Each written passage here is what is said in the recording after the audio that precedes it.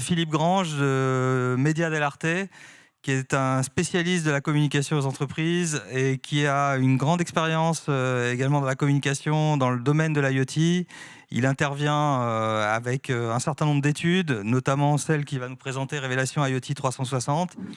Des études aussi sur les talents IoT, sur l'éco-responsabilité. On y reviendra tout à l'heure avec la table ronde en début d'après-midi animée par Célia et qui sera introduite par Philippe également, et l'étude qu'il mène.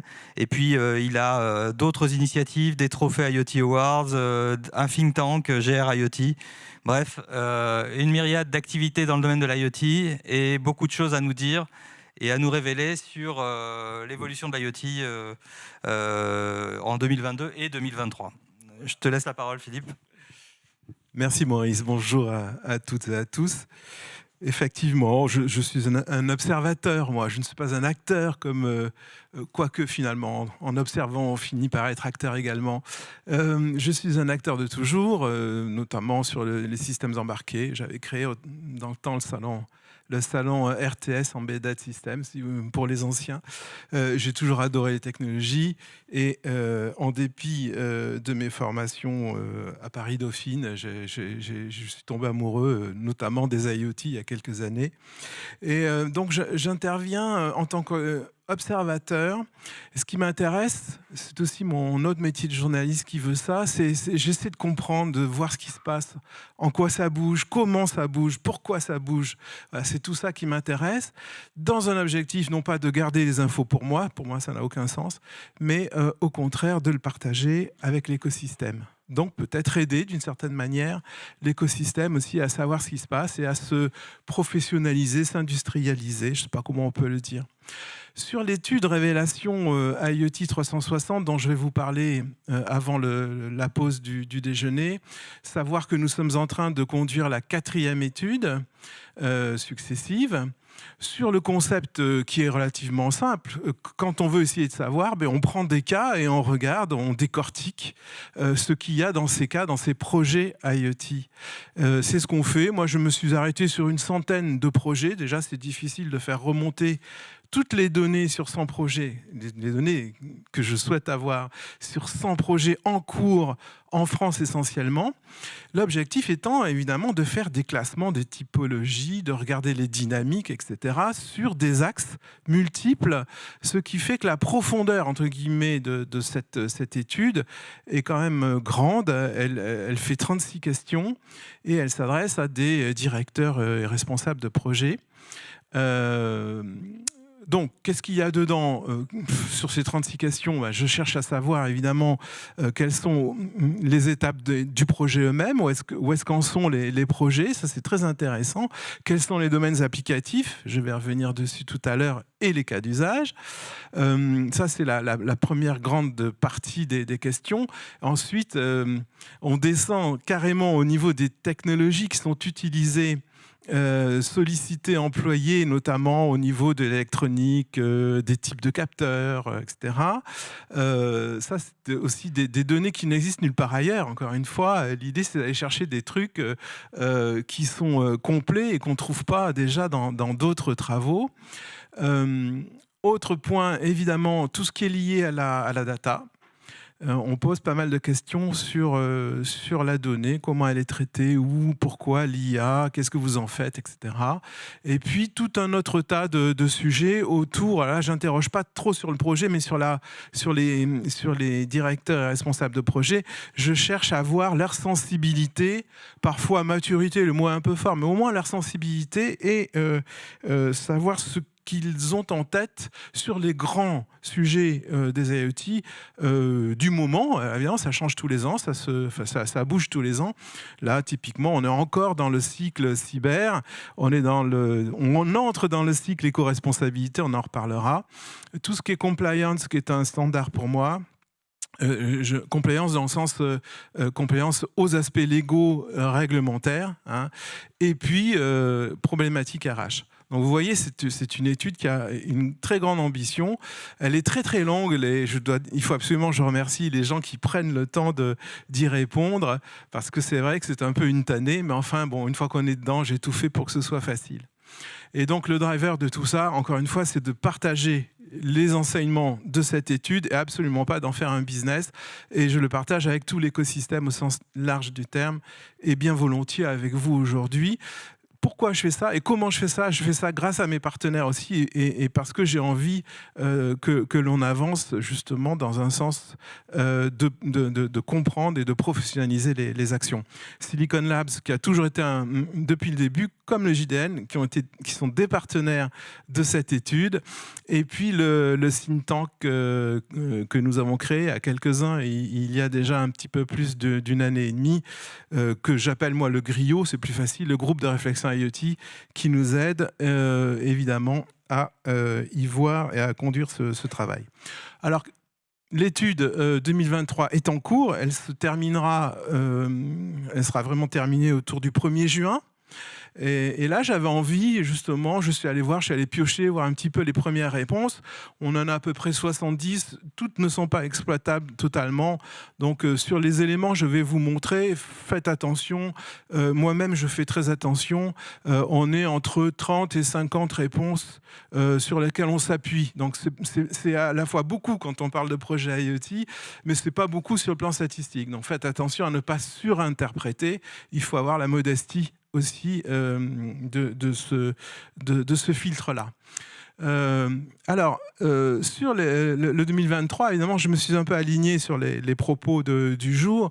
J'ai regardé les domaines d'application des projets en cours actuellement sur en gros les 70 projets qui m'ont été présentés cette année pour l'instant. Et vous voyez, je vous ai mis pour une lecture facile en vert ce qui avait très peu ou prou et à l'énergie et au vert, au green, on va le dire comme ça pour simplifier. Et on voit cette année qu'effectivement il y a forcément beaucoup de projets. J'ai dirigé un track IoT sur le salon IBS là, en novembre dernier, ça se voyait comme le nez au milieu de la figure. On sent bien que la loi Allure et la loi de transition énergétique mettent une pression terrible et portent, on l'a vu ce matin, beaucoup de projets. Donc ça se voit aussi dans l'étude. Là, on est en nombre et dans les domaines applicatifs, vous voyez que tout ce qui est autour du smart building, immeubles professionnels, centres commerciaux, hôpitaux, etc., domaine public, il y a beaucoup de projets. Je passe sur les projets standards. Évidemment que la Smart Industry, Industrie 4.0 occupe aussi beaucoup le terrain en ce moment, pour d'autres raisons. Asset Tracking qui promettait un petit peu plus jusqu'à présent sur les 3 premières éditions, là est un tout petit peu en retrait relativement aux autres sujets. Smart City qui est à peu près constante. Dans Smart City, il y a beaucoup de choses évidemment autour de l'énergie. Hein. Donc on est aussi, j'aurais peut-être pu lui mettre un petit coup de verre dessus. Et puis après, on a tout ce qui est spécifiquement autour de la gestion de l'énergie, des problématiques que ce soit immeubles tertiaires ou maisons, on le voit sur le domestique, et puis last but not least, des projets autour des problématiques de biodiversité et autres impacts environnementaux. Voilà, ça vous donne une petite image de ce qui est en train de ressortir des domaines d'application. Juste derrière cette question, en général, j'essaie de pousser un petit peu plus loin sur les cas d'usage. Les domaines d'application, ce ne sont pas les cas d'usage. Les cas d'usage, j'ai un deal avec les personnes qui me répondent, c'est que j'ai un deal de confidentialité. Donc, on ne me répond pas si les gens ne me répondent pas, et c'est normal s'ils ne se sentent pas en confiance. Donc, je leur dis, j'insiste bien, vous pouvez, donnez-moi les cas d'usage, je vais essayer de ne pas les sortir tels que, parce qu'il y a beaucoup de choses qui sont confidentielles dans les projets IoT, et dans beaucoup de domaines, ce que je comprends évidemment. Et donc les cas d'usage, je vais vous montrer ce que j'ai ressorti. Je suis obligé de pas de les masquer, mais j'essaie de les regrouper pour pas trahir la clause de confidentialité que j'ai avec les personnes qui m'ont répondu. Hein. L'an passé, voilà, vous avez les cas d'usage 2022, je les avais regroupés, j'avais un petit peu enlevé de façon à ce qu'il n'y ait pas justement de personnes qui me disent « Ah, vous m'aviez dit que vous ne parlerez pas de mon cas d'usage ». Bon, voilà, j'ai regroupé. Il y a un travail, par parenthèse, de classification, de nomenclature des cas d'usage à faire qui n'existe pas aujourd'hui. J'en profite pour passer le message. Je trouve ça dommage.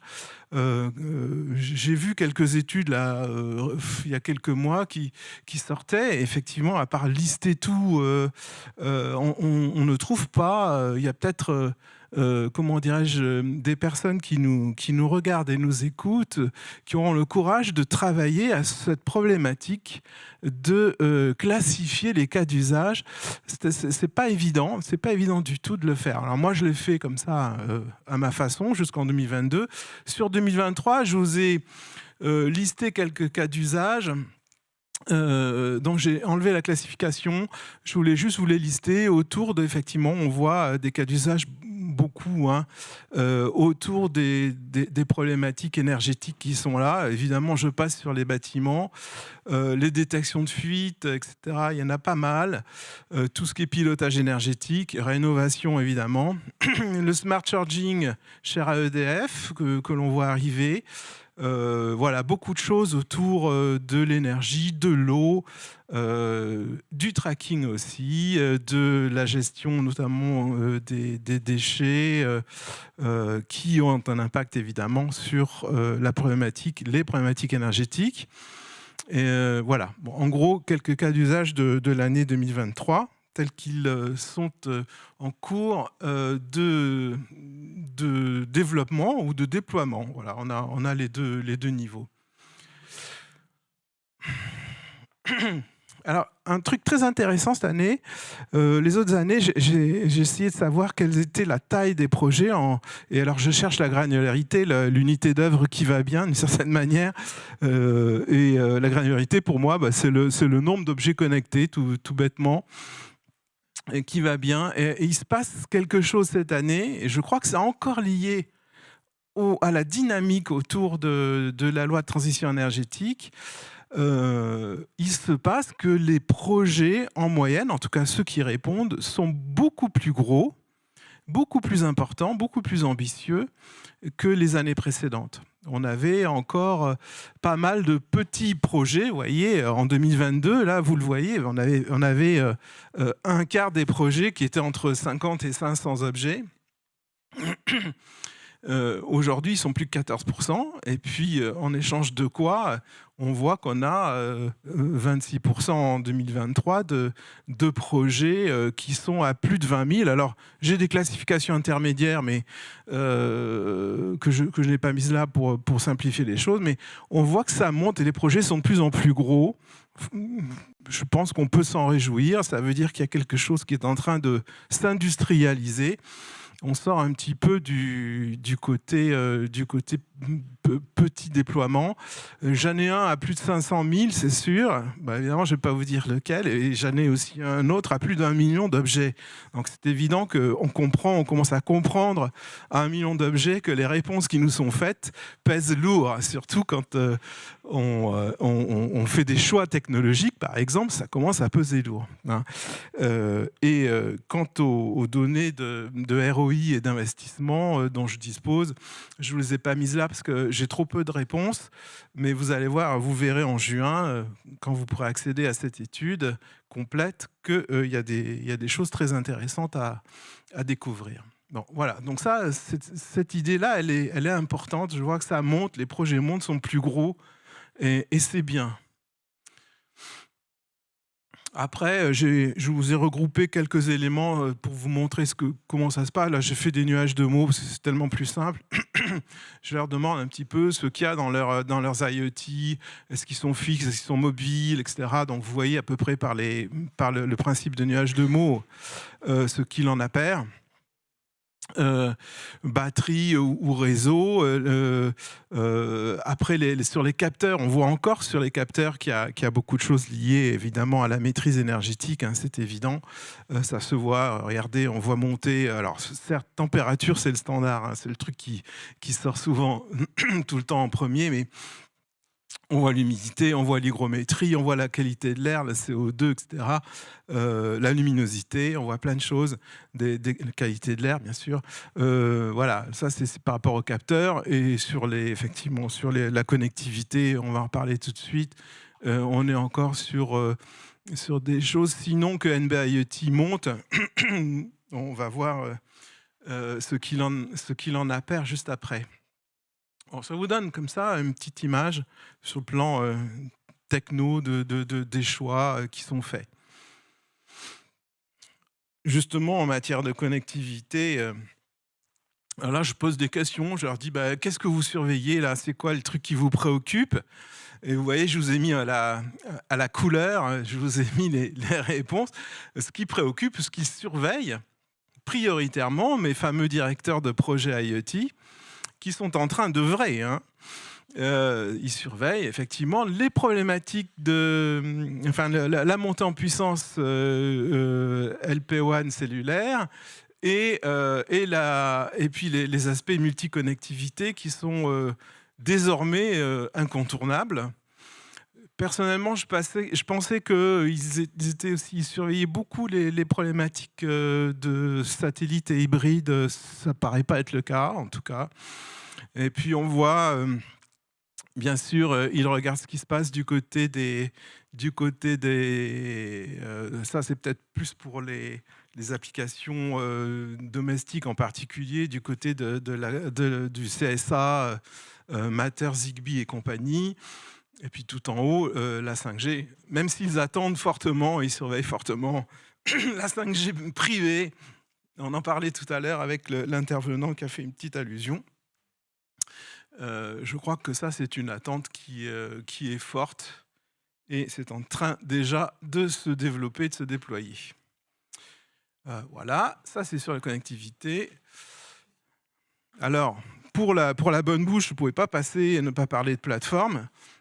Là, c'est pareil, cette étude, elle me permet d'interroger les gens en disant, mais au fait, c'est quoi une plateforme? Alors, évidemment, il y a autant de définitions que de personnes qui répondent. Moi, j'ai carrément posé le truc, vous voyez, qui peut le plus, peut le moins. J'ai posé ma définition, en quelque sorte.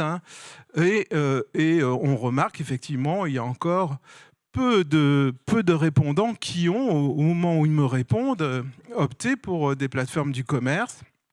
Certains, parce qu'ils sont trop en amont de leur projet, ne sont pas penchés sur la question. À mon avis, je pense que c'est une bêtise. Enfin bon, chacun y mène leur barque comme il le souhaite. Et puis, d'autres disent, nous, on s'est bidouillé un truc, quoi. On a des trucs, on a des outils pour faire ça. Bon, je leur dis, mais au fait, attendez, pour vous, c'est quoi une bonne plateforme, puisqu'on parle de ça? Ce qui est intéressant, c'est que vous allez voir quelques réponses que je vais vous afficher maintenant. Je leur dis, mais tiens, puisqu'on en parle, donnez-moi pour vous les 4 fonctionnalités clés d'une bonne plateforme. Et je me suis rendu compte, alors je vous ai mis quelques réponses simples, à la dernière réponse en jaune, qui pour moi est le nec plus ultra de la plateforme du 22e siècle. Et en fait, je me suis rendu compte en relisant ça, je me dis, mais les gens, ils sont en train de me dire, entre guillemets, en creux, si je puis dire, les problèmes des plateformes du moment, quoi. Ou ce qui fait qu'ils sont bloqués dans l'acquisition de plateformes du commerce, on peut le dire aussi comme ça. C'est que peut-être ils ne sont pas sûrs d'avoir trouvé sur ces 4 fonctionnalités clés la plateforme du commerce, voyez. Donc voilà, je vous laisse les parcourir. Bon, c'est vrai que celle d'en bas, là, elle est très avancée. Je ne sais pas si ça existe. Je ne suis pas un spécialiste du sujet. Et quelque part, ce n'est pas mon job de l'être. Mais quand vous lisez les vœux pieux de la personne qui a répondu en bas, je ne sais pas, peut-être que cette plateforme existe, mais ça peut être un driver pour les entreprises qui en développent. Ça peut aussi être pour eux pourquoi pas, une piste à aller chercher. Voilà quelques révélations. Sur les données, je vous ai mis quelques extraits qui étaient signifiants. On voit la montée effectivement du edge là, par rapport au traitement de la donnée. Et puis comment dirais-je, du fait que... Alors, je ne sais pas s'il faut le déplorer. On a Enfin, personne n'est d'accord. Est-ce qu'il faut aller tout traiter dans le cloud? Vous voyez, le cloud qui sort comme... on a plus de 50% des gens qui disent, moi, la donnée, je la traite dans le cloud, quelque part, je la remonte. Est-ce que c'est par défaut, parce qu'on ne sait pas la traiter en deçà, en aval, ou est-ce que c'est par choix?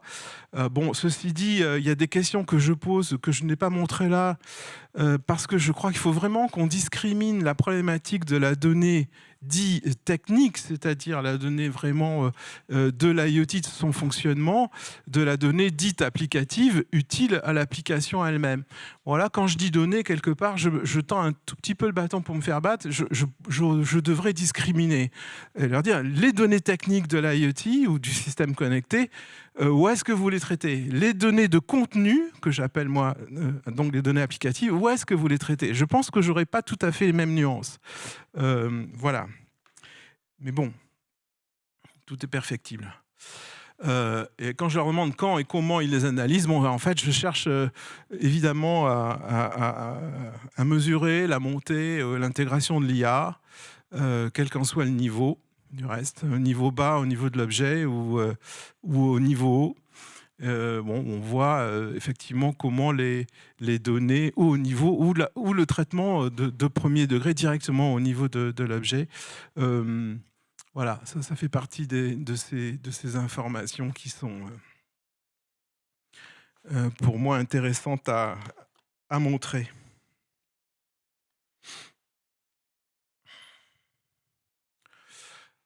Alors, c'est pour faire la transition, c'est le teasing de tout à l'heure. Ma spécialité, c'est de faire des trucs illisibles. Donc, comme ça me permet de faire des... Oui, je peux, voilà. Alors, ils sont illisibles parce que je ne sais pas les présenter autrement. Je pourrais les simplifier, mais j'ai pas envie de les simplifier parce que c'est pas simple. Là, simplement, ce que j'ai demandé aux répondants, j'ai dit, quand vous conduisez votre projet IoT, quels sont les sujets qui vous préoccupent? Comment vous priorisez certains types de sujets liés au projet IoT? Parce que oui, on le sait, l'IoT, c'est le domaine de l'hétérogénéité, c'est le domaine aussi, comment dirais-je, des choses qui sont souvent, qui se percutent un petit peu. Alors là, évidemment, vous voyez les items que je leur ai proposés.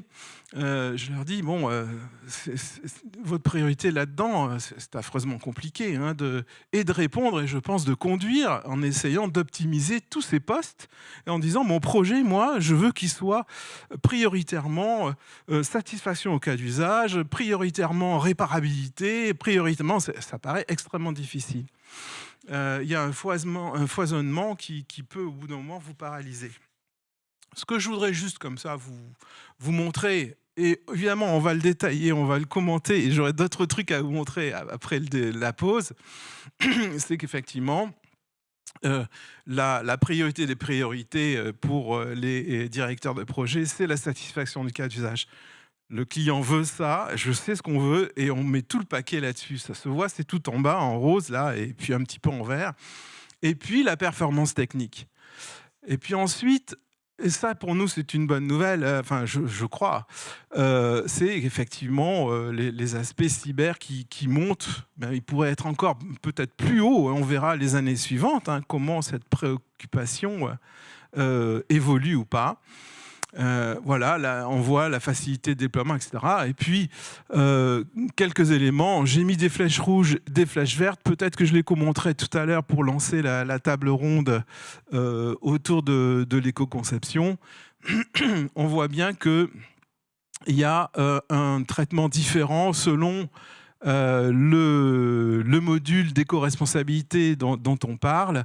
Un traitement, je veux dire, de priorité différent. Hein. Voilà. Sinon, effectivement, on essaie de prioriser la facilité du déploiement. C'est assez intéressant. Voilà. Puis il y a des choses qui sont laissées un petit peu en plan. On se dit, bref, bon, d'après ce qu'ils me disent, hein, il y a quelques éléments, je laisse le découvrir. Bon. Voilà. Oh. C'est un peu dense, j'en suis désolé, mais bon, c'est pas simple. Et je crois que c'est pas simple du tout à conduire le projet IoT. Voilà. Je m'arrête là parce que ça, c'est ce qui va faire le pont avec le sujet suivant. Je vous dis à tout à l'heure, bien sûr, j'ai mis pour ceux qui souhaitent aller répondre à l'étude qui est en cours, l'étude Révélation. On peut télécharger, c'est gratuit, encore une fois, ça, pour moi ça fait partie du deal, l'étude de 2022 et suivre les activités du think tank, y contribuer si vous le souhaitez. Évidemment, c'est un think tank ouvert. Merci à vous. Merci Philippe pour ces enseignements extrêmement riches. Et alors, je pense qu'il y aura des questions dans la salle. Je vais en poser une parce que je sens qu'il y a des acteurs du monde de LoRa qui n'ont rien vu en fait sur LoRa. Est-ce que tu as par hasard eu dans les sondés ou dans les sondages ou dans les retours d'enquête des points relatifs à LoRa? Et puis juste un complément, il y avait une question qui était posée dans le chat sur Sigfox. Alors j'ai vu qu'il y avait un des points de préoccupation qui était sur l'arrêt des opérateurs. Alors Sigfox c'est pas vraiment mort puisque ça c'est voilà, c'est le Phoenix. Ça converge. Mais voilà, donc il y a une question sur LoRa et une question sur Sigfox. J'ai pas l'élément, je regarderai tout à l'heure pendant la pause, j'irai chercher les éléments sur LoRa, mais qui effectivement jusqu'à l'année dernière étaient très mis en avant. Hein. Mais enfin, vous avez, cette année, ce qui ressort, j'ai pas fait d'autres filtres que ce nuage de mots. Ce qui ressort, c'est plus les préoccupations autour d'NB IoT que de LoRa. Mais alors, j'irai revérifier, puisque j'ai la possibilité d'aller voir entre midi et 2, et je vous répondrai, voir si vraiment il y a quelque chose de spécifique. Sinon, pour finir et faire la liaison avec la deuxième question, on sent bien que des convergences de connectivité, que moi j'ai appelé multiconnectivité, sont d'une certaine manière inéluctables et paraissent être des choses très importantes qui sont suivies par les directeurs de projet interrogés. Hein. C'est la convergence qui a l'air de prendre le pas. Ouais, alors peut-être aussi que LoRa est moins une préoccupation aujourd'hui et que les sujets qui ont été mis en avant, c'est justement des attentes par rapport à des nouvelles thématiques et qu'aujourd'hui, justement, LoRa est plus ancré peut-être... Ma question était posée comme ça. Hein, ma question était posée comme ça. C'est quelles sont les priorités? Qu'est-ce que vous surveillez en matière de connectivité? Est-ce qu'on surveille comment dirais-je, la connectivité qu'on utilise déjà depuis plusieurs années? Bon, non, enfin bon, sauf vraiment cas particulier. Mais la question était posée dans ce sens-là. C'est qu'est-ce que vous surveillez en matière de connectivité prioritairement? Hein, ça ne veut pas dire effectivement qu'ils ont fait une croix sur LoRa et LoRaWAN. Oui, Pierre Gelpi, juste un commentaire sur le sujet. Effectivement, vous parliez de la taille des projets. Je pense que c'est quelque chose qu'on constate dans le monde LoRa et c'est peut-être pour ça que c'est plus un souci. Il y a effectivement de plus en plus de gros projets. En France, on a Orange avec le réseau national qui est très bonne qualité, très engagé, qui croît vraiment. Et donc, effectivement, ça devient peut-être plus mature et moins problématique que ça n'a pu l'être quand la techno était émergente, quoi. Ouais. Tout à fait, j'adhère à votre remarque. Il y a quelque chose qui est en train de s'industrialiser. Moi, je dis comme ça parce que... non, je ne vais pas renchérir sur le sujet LoRa, ce serait trop drôle. Non, il y a des absents comme Wise, par exemple, qui n'apparaît pas du tout. On voit néanmoins émerger le sujet Matter, qui est tout à fait, on va dire, d'actualité. Il y avait hier l'événement Amazon, donc ils ont parlé effectivement de plusieurs projets, ils ont parlé de projets avec LoRa pour la STEF par exemple, donc il y a des déploiements d'ampleur. Là où je voulais pointer, la cybersécurité ne semble pas du tout une priorité, c'est assez étonnant, alors que l'Europe insiste beaucoup sur le sujet et qu'on pourrait croire qu'il faut justement faire des efforts sur le plan technologique. Quelle est votre analyse sur ce point-là? Alors, il y a des planches que je n'ai pas le temps de montrer, puisque mon temps était effectivement limité. Je surveille énormément la cybersécurité. Je travaille avec le Griot, avec le think tank. On a un comité très actif là-dessus. Effectivement, on sent que c'est en train de bouger quand même. J'ai des questionnements que je n'ai pas montrés dans l'étude Révélation 2023. Spécifiquement, j'ai deux grosses séries de questions sur la cyber. J'ai regardé il y a quelques jours ce qui était dit. J'ai trouvé quand même, on commençait à passer là aussi à une autre échelle. C'est-à-dire qu'il y a 2 ans, c'était encore très compliqué de parler de cyber. Aujourd'hui, il y a la menace du CRA, du Cyber Resilience Act dont vous parlez, auquel vous faites allusion. Il y a plein puis il y a les menaces tout court. J'étais avec quelqu'un, pour ne pas le nommer, d'Orange Cyberdéfense l'autre jour, il y a quelques jours au téléphone. Il passe son temps dans les crises. Il me disait, je passe mon temps dans les crises avec système connecté, quoi. Donc ça y est. Et je lui dis, mais alors les gens, ils viennent vous voir? Non, ils viennent toujours pas nous voir spontanément. On doit encore aller les chercher. Je trouve que dans les IoT, ça commence à monter, mais c'est un petit peu comme le dentiste, quoi. On sent que les gens n'y vont que quand la douleur est insupportable, et c'est même pas sûr que ça suffise.